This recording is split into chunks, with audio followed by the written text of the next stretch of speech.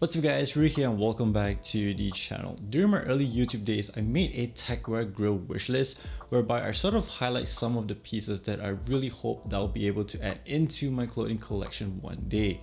Now you don't have to go back and watch that video because honestly it's not very well made, but in that video I did mention that one of my ultimate holy grails of holy grail techwear pieces is the Arcanum J28 GT, specifically the fall winter 17-18 model. Personally, for me, this is the best looking jacket Arcanum has ever released, or just with any technical jacket, period.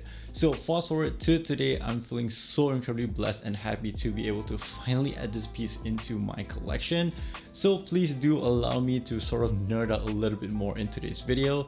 And if you are an Arcanum fan, hopefully you will enjoy today's video as well. But as usual, before we continue further into today's video, it would be very much appreciated if you go ahead and hit the subscribe button down below if you are new to the channel or just haven't been subscribed yet, as it really does help the channel out a long way.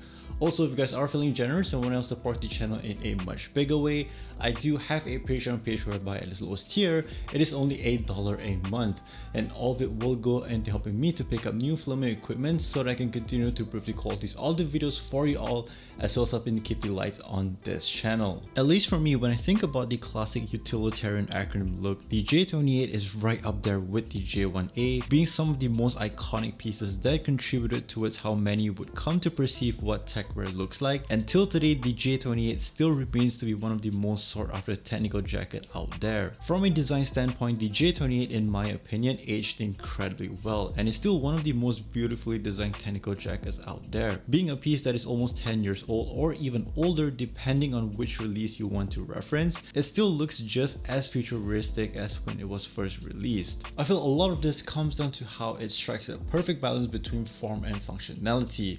From its asymmetrical design to pocket placements, everything sort of have its place and functionality in mind, and it isn't trying to go above and beyond just for aesthetic reasons, which I feel is the reason why it's able to kind of create this very atemporal and timeless look. And if you're a fan of timeless design, today's video sponsor Anson Belt & Buckle could be the next thing you want to check out. This is a family run company that's been around since 2009, and they've completely changed the way belts work.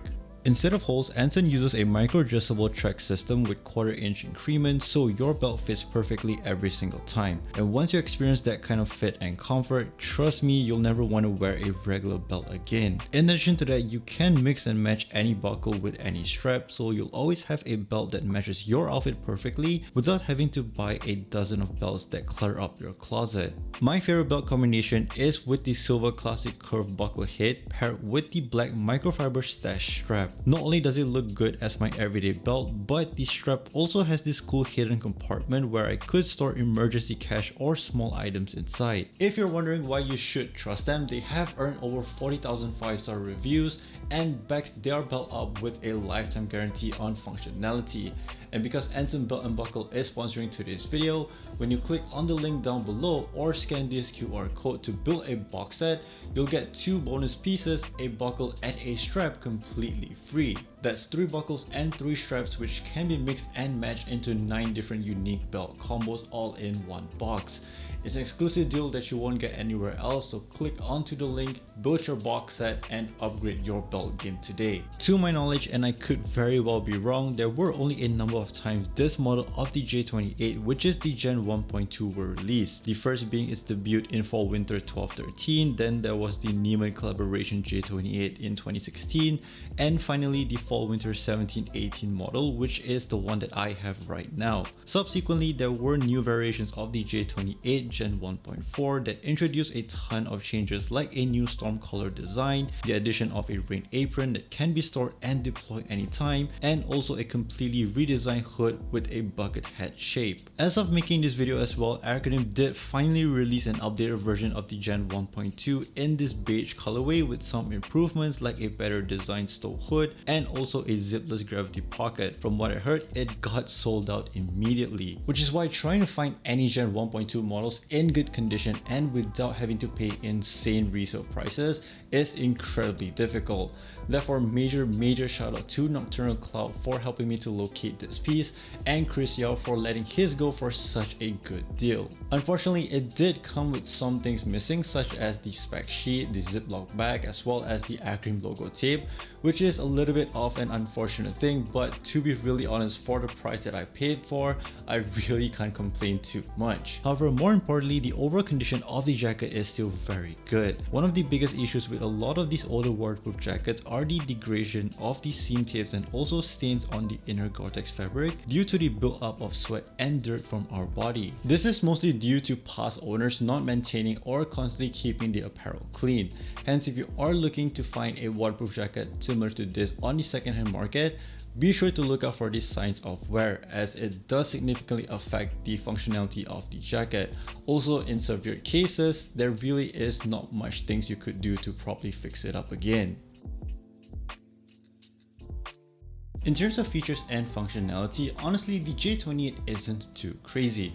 In fact, a lot of what it offers can be found on many similar jackets in the same category. Starting off, you have the top of the line 3-layer Gore-Tex Pro fabric, giving you waterproof and also windproof capabilities. In addition to that, you also have adjustable cuff and hams to further ensure that you are very well protected from the elements. On the flip side, if you want a bit more breathability or you don't want to get your sleeves dirty, there is this hitch tab that allows you to securely shorten the sleeves when needed. Over on the neck area, it features a high collar design that shields you from the wind, and I really like how the patch tapes are placed vertically instead of horizontally like most Acrim jackets. Inside, there is a zipper line to attach a variety of neck gaiters from the brand, like this NG4 here, for some extra warmth and insulation. Besides that, the neck gaiter could also act as a secondary layer to further protect the Gore-Tex fabric and seam tapes from dirt and sweat buildup. The cool part about the collar is that it actually houses the hood, and it can be quickly deployed thanks to it being held up with just velcros. It does fit a little too small for my head, which is why if I do want to have a hood on, I'll pair it with my J118WS. Thanks to its incredibly thin and lightweight profile, it layers seamlessly underneath the J28. From a style perspective, I do like the hood kept inside for a cleaner look, and also if you pair it with the NG4, you could create this cozy oversized collar. Checking out the back of the jacket, houses the sling strap, which not only gives it that signature Acrim look, but also allows you to carry the jacket around when not in use, which is one of the best utility features. On the lower right side, you have this long strip of zipper where you could integrate the 3A1 or similar size messenger bag, but it also has this button here where you can slightly expand the width of the jacket to accommodate thicker layering.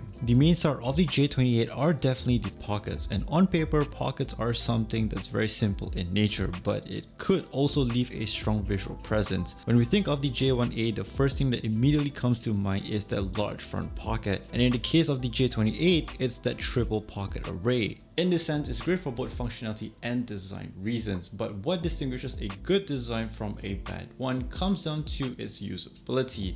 Am I able to use these pockets comfortably, or does it just deform the entire piece the moment I start putting things in? For example, I could put an entire water bottle that's filled with water inside this front pocket and it wouldn't deform or sag the jacket at all. A lot of this comes down to how the pockets are firstly well designed to be more voluminous, but the Gore-Tex Pro also plays a vital role here, as it's a very rigid and structured fabric that enables the pockets to hold the weight of the bottle easily. This is where I feel Acrim is at the top of their game, because not only do they know how to engineer very interesting pockets, but also understand how fabric materials will affect its usability.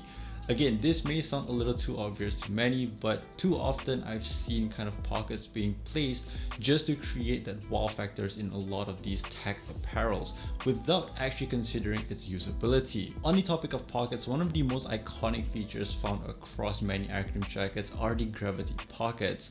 This is arguably sort of the most gimmick one, but if you are willing to take the time to learn how to use it, it is probably one of the coolest and most fun feature you will come across. Essentially, you have these pockets at the end of each sleeve, and the idea here is this pocket system that allows you to access the content inside rapidly, and the mechanism of how they work are actually very simple. Turning the jacket inside out, you get to see that the pocket opening is actually upside down, but is secured with a single button closure, and when it's popped open, the content inside simply slides out. In theory, this is probably one of the coolest party tricks you could do with a piece of apparel. That being said, it does take some trial and error to utilize this pocket effectively, and even Acronym acknowledges it because it's part of their whole Acronym Jutsu marketing, which is something that is very much inspired by martial arts, whereby you have to constantly practice and repeat the same movement so that you build up this muscle memory. Do take note, if you are going to practice, I highly recommend doing so on your bed or with something that you don't mind dropping, because accidents will happen.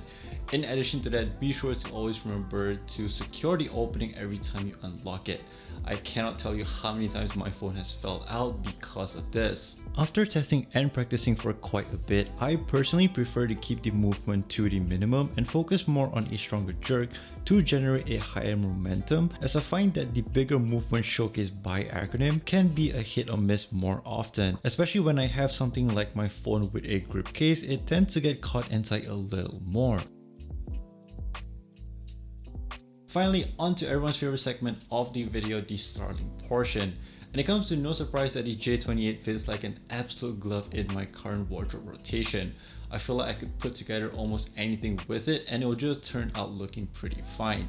Therefore, instead, I'll just showcase how I incorporate the J28 with 3 very different looking outfit styles. The first is obviously the full Acronym uniform. This is an outfit that I've been dreaming to have since my early days being into techwear, and it's crazy to think that it took me around 5 years to finally complete it, but it also sets a reminder for myself that fashion or building up any wardrobe is a marathon and not a sprint. Moving to the second outfit is something that is very much inspired by the city boy look. The idea I have here was something that doesn't scream attention, but it's filled with details, like the zipper lines running through the entire PAF 5.1 technical pants, the J28 pockets, the goopy utilitarian backpack, and the chunky GU undercover derbies with its subtle graphical text all adds little details into what would have been a fairly low-key fit. For my last outfit template, it's one I previously featured in the last video, but I really do come to like it a lot. For my base outfit, the bottoms are the wrap-around pants from Jochia, and as for my tops, I usually swap around between this piece from Jochia as well, or these oversized shirts from the first Plus J collection from Uniqlo. I really wanted to highlight that more flowy and drapey silhouette, but incorporating technical elements to bring out this contrasting detail, which gives out this almost futuristic avant-garde aesthetic. And the addition of the alive form fangs really helped to tie it all together. This concludes my review of the Acronym J28 GT from Fall Winter 17-18.